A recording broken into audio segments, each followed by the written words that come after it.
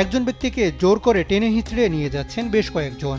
2015 সালে বঙ্গবন্ধু শেখ মুজিব মেডিকেল বিশ্ববিদ্যালয়ের উপাচার্যের কার্যালয়ের সামনের ঘটনা এটি। ভুক্তভোগীর নাম ডাক্তার আব্দুল আলিম, আর হেনস্থা করা সবাই বিএসএমএমের চিকিৎসক ও স্বাধীনতা চিকিৎসক পরিষদ সাচিপের কর্মী। এভাবেই সেদিন চাকরির পরীক্ষা দিতে এসে অপহরণের সময়ের কথা বলছিলেন পুলিশ হাসপাতালের চিকিৎসক ডাক্তার আব্দুল আলিম।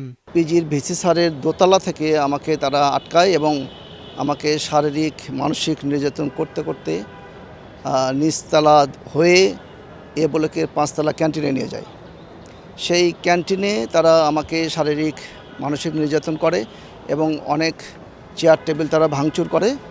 কিন্তু ক্যান্টিনে আমার কিছু স্টুডেন্ট ছিল, আমার কিছু সহপাঠী ছিল, তারা এটা প্রতিবাদ করলে তারা আমাকে ওখান থেকে সরায় নিয়ে একটা রুমে নিয়ে আটকে রাখে। তখন তো বুঝতাম না, এটা আসলে তাদের একটা আয়নাঘর ছিল। আমাকে সেখানে আটকে রাখে। ভেতরে সজীব, মেহেদি এবং জুয়েল এই 3 জন থাকে, বাকি সবাই বাইরে তালা দিয়ে বের হয়ে চলে যায়। সকাল 9টায় তারা আমাকে ওই ঘরে আটকে রাখে। এরপরে 2টার সময় কামাল নামে একজন ডক্টর এসে তালা খুলে আমাকে বলে যে আপনি আমার সাথে আসেন, আপনার কোনো ভয় নাই, আপনার কিচ্ছু হবে না, আপনাকে আমার সাথে যেতে হবে। এর আগে 2010 সালে বিএসএমএমইউ অ্যানেস্থেশিয়া বিভাগের সহকারী অধ্যাপক পদে নিয়োগ পরীক্ষায় চূড়ান্ত তালিকায় স্থান পান আব্দুল আলিম। তবে তালিকার বাকি 5 জন নিয়োগ পেলেও অজ্ঞাত কারণে তিনি নিয়োগ পাননি।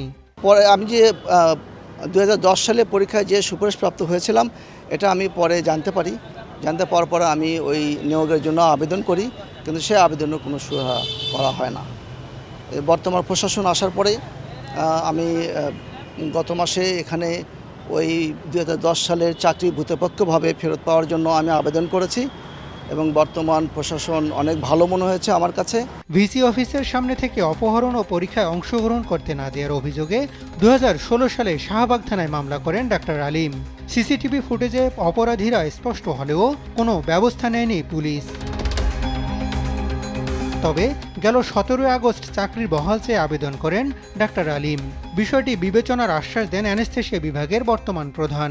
কি কারণে তাকে বাদ দেওয়া হয়েছিল, হ্যাঁ, বা অন্য কোনো কারণে তাকে আটকে রেখেছিল, সেটা তাদের ব্যাপারে কাগজে বলতে হবে। যদি দেখা যায় যে হ্যাঁ এটা কোনো উদ্দেশ্য প্রণীত হয়েছে, তাহলে আইনগত কোনো প্রসিডিউরে গেলে, আইনগত প্রসিডিউরের মাধ্যমে গেলে হয়তো এটা সম্ভব হতে পারে। চিকিৎসা ক্ষেত্রে স্বৈরাচার সরকারের সময় অযোগ্যরাই সব পদবি বাগিয়ে নিয়েছেন বলে অভিযোগ চিকিৎসকদের। ফলে এখাতে বিশেষজ্ঞ তৈরি না হয় বিভিন্ন সময় দুর্ঘটনা ঘটছে বলে মনে করছেন বিশেষজ্ঞরা। হাসান মাহমুদ, দেশ টিভি, ঢাকা।